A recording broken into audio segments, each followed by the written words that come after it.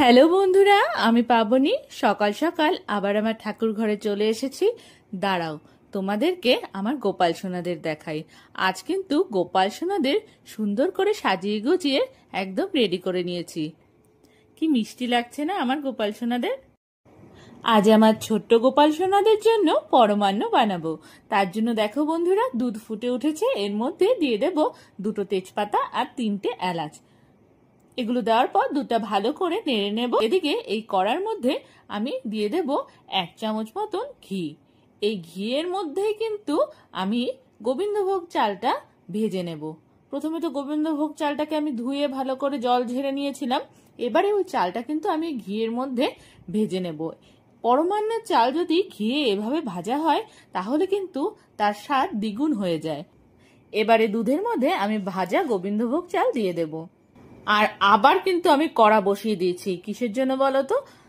পায়েসে যে dry fruits গুলো দেবো, মানে কাজু ও কিশমিশ, সেগুলোকেও আমি হালকা করে ঘিয়ে ভেজে নেব। এই দেখো, আমি এখানে কাজু কিশমিশ দিয়ে নিয়েছি। সেগুলো হালকা করে ভাজা আমার হয়েও গেছে।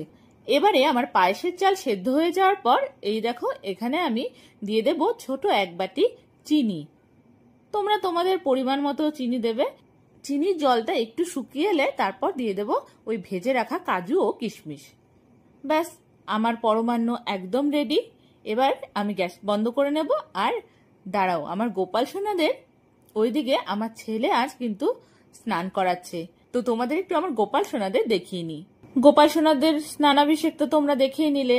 এবারে আমি চলে এসেছি আমার গোপাল সোনা ও অন্যান্য ঠাকুরের জন্য পরমান্ন বেড়ে নেব বলে। পরমান্ন বেড়ে নেওয়ার পর এই যে আবারও ঠাকুর ঘরে আমি নিয়ে এসেছি গোপাল সোনা ও অন্যান্য ঠাকুরদের। এবারে আমি ভোগ নিবেদন করব। ও হ্যাঁ বন্ধুরা, শুধু পরমান্ন ছিল না, আজকের ভোগে কিন্তু মিষ্টিও ছিল। পরমান্ন ও মিষ্টি দিয়ে তারপর তুলসী পাতা দিয়ে তারপর আমি গোপাল সোনাদের সামনে ভোগ নিবেদন করে দিলাম।